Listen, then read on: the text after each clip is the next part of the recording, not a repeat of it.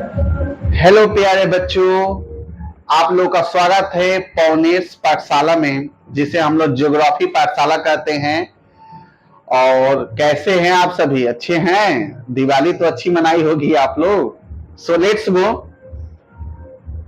Today we are going to study about coastal plains, जिसे हम लोग तटीय मैदान कहते हैं। बच्चों, तटीय मैदान क्या होता है? तटीय मैदान ऐसे मैदान जो हमारे समुद्री तट के किनारे होते हैं या नदी तट के किनारे होते हैं, आज उसके बारे में पढ़ेंगे। और जो हमारे तटीय मैदान की कुल दूरी है 7,516.6 किलोमीटर होती है, जो द्वीपों को लेकर। द्वीपों का मतलब इंडिया का मैप में आपको लक्षद्वीप दिखाई देगा, अंडमान और निकोबार दिखाई देगा। इन सबको लेकर जो भारत की तटीय रेखा की लंबाई होती है 7,516.6 किलोमीटर तक होती है। सो बच्चों, तटीय मैदान को 2 पार्ट्स में डिवाइड किया गया है। एक होता है पश्चिम तटीय मैदान और दूसरा होता है पूर्वी तटीय मैदान। एक ही वीडियो में 2 पॉइंट को शेयर करना थोड़ा डीपली वो लगता है, सो मैंने एक वीडियो करके आज बनाया है। नेक्स्ट वीडियो पूर्वी तटीय मैदान का हम नेक्स्ट वीडियो में डालेंगे। आज हम लोग पढ़ेंगे बच्चों पश्चिमी तटीय मैदान, वेस्टर्न कोस्टल प्लेन्स के बारे में पढ़ेंगे और बहुत ही इंपॉर्टेंट टॉपिक्स आपको बताएंगे बच्चों, जो किसी भी एक कंपटीशन के अकॉर्डिंग आपको अच्छा होगा। सो लेट्स गो। बच्चों, हमने एक मैप बनाया है और यह मैप पहले से ही मैंने बनाकर तैयार किया था कि आप लोग को टाइम एक्सपेंड नहीं करना पड़ेगा। पश्चिमी तटीय मैदान जो होता है बच्चों, जलमग्न तटीय मैदानों के उदाहरण हैं। मतलब कि यह जो मैदान होते हैं बच्चों, यह सदैव जलमग्न होते हैं। आप देखे होंगे बच्चों, इंडिया के मैप में हमने बनाया है बच्चों, यह गुजरात है ये पार्ट, और यहाँ पर दमन एवं दीव आपको देखने को मिलेगा। और यह महाराष्ट्र है, महाराष्ट्र है। उसके नीचे आएंगे कर्नाटक होगा, और उसके नीचे जब आएंगे तो केरल होगा, और ये तमिलनाडु होता है बच्चों।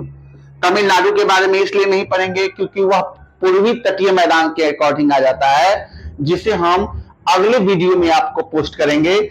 अभी हम सिर्फ केवल पश्चिम तटीय मैदान, जिसे पश्चिमी घाट कहते हैं, उसके बारे में पढ़ेंगे और बहुत शॉर्ट तरीका से पढ़ेंगे। पश्चिमी तटीय मैदान जलमग्न तटीय मैदानों के उदाहरण हैं। ऐसा विश्वास है, एक पौराणिक शहर जिसको हम लोग द्वारिका कहते हैं, जो किसी समय में अरब सागर के पानी में डूब गया है। बच्चों, आपको गुजरात में यहाँ पे द्वारिका देखने को मिलेगा, जो इस समय जो कि यह जलमग्न हो गया है। अभी हाल ही में हमारे देश के यशस्वी प्रधानमंत्री माननीय श्री नरेंद्र मोदी जी द्वारिका में दर्शन करने के लिए भी गए थे। आज भी द्वारिका आपको देखने को मिलेगा, लेकिन वह समुद्र के अंदर डूब चुका है। पत्तनों एवं बंदरगाह निकास जो विकास होता है, विकास के लिए एक प्राकृतिक परिस्थिति प्रदान करता है, जो यह एक प्राकृतिक रूप से एक बनावट है, पत्तन है चाहे बंदरगाह है। उत्तर के गुजरात तट से लेकर बच्चों देखिए, यहाँ पर उत्तर के जितने भी गुजरात तट है आपको देखने को मिलेगा, यहां से लेकर जो कि गुजरात में, जो कि दक्षिण से लेकर गुजरात के उत्तर से लेकर जो कि दक्षिण में केरल तक, यहाँ कुछ पॉइंट आपको तमिलनाडु में भी देखने को मिल जाएगा। वहां तक जो तट होता है, यह सभी जो तट रेखाएं होती हैं, यह पश्चिमी घाट कहलाती हैं, पश्चिमी तटीय मैदान कहलाते हैं। प्राकृतिक बंदरगाहों में कांडला देखने को मिल जाएगा,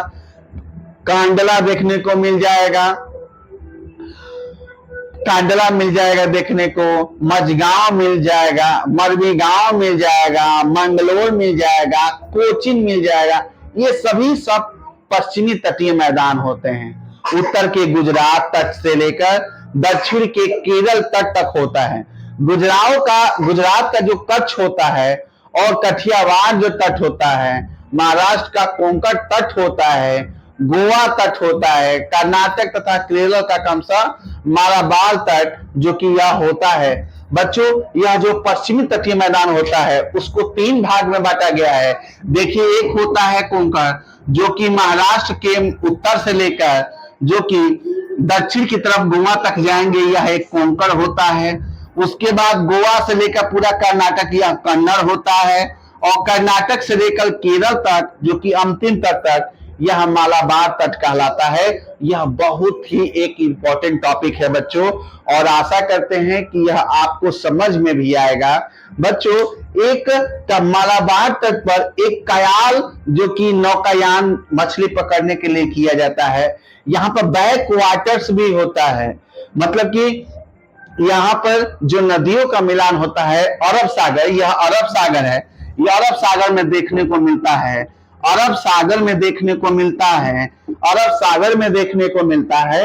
यह यहाँ पर एक कयाल जो कि मछली पकड़ने के लिए मछुआरे भी करते हैं, और एक यह ऐसा यहाँ पर होता है पर्व बच्चों, नौकायान का जो दौर होता है कयाल में, हर वर्ष प्रसिद्ध नेहरू ट्रॉफी के नाम से जानते हैं, नौका दौड़ का आयोजन जो कि किया जाता है, यह मालाबार तट केरल में किया जाता है।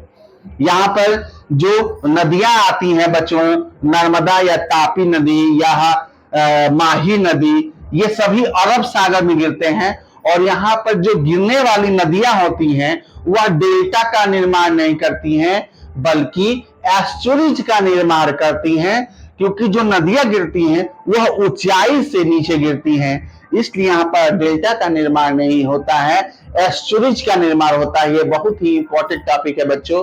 जो नदियां होती हैं पूर्वी घाट में जाकर बहती हैं, जैसे गंगा नदी, गोदावरी नदी, महानदी, ब्रह्मपुत्र नदी, जो कि हमारे बंगाल की खाड़ी में जाकर गिरती हैं, यह डेल्टा का निर्माण करती हैं। लेकिन पश्चिमी घाट में जो नदियां गिरती हैं यह एस्चुरीज का निर्माण करती हैं। किसका निर्माण करती हैं? एस्चुरीज का निर्माण करती हैं। यहाँ पर जो बच्चों आप देखेंगे पश्चिमी घाट, यहाँ पर जो कि पश्चिमी तटीय मैदान, जो पश्चिमी तटीय मैदान देखें, पश्चिमी घाट से और अरब सागर के बीच में जो एक संकीर्ण पट्टी होती है, इसको हम लोग पश्चिमी तटीय मैदान कहते हैं। इसके मध्य में बच्चों जो तटीय मैदान होता है थोड़ा संकीर्ण होता है, पतला होता है, लेकिन उत्तर और दक्षिण में यह चौड़ा होता है, उत्तर और दक्षिण में चौड़ा होता है, नदी डेल्टा का निर्माण नहीं करती है। और यहाँ पर कयाल नामक एक जगह है जहाँ पर मालाबार तट पर यह तमाम सी चीजें हमने आपको यह बताया, और आशा करते हैं कि आपको समझ में आया होगा। नेक्स्ट वीडियो हम बच्चों पूर्वी तटीय मैदान जो कि पार्ट 2 में आपको शेयर करेंगे। तब तक के लिए टाटा, बाय बाय।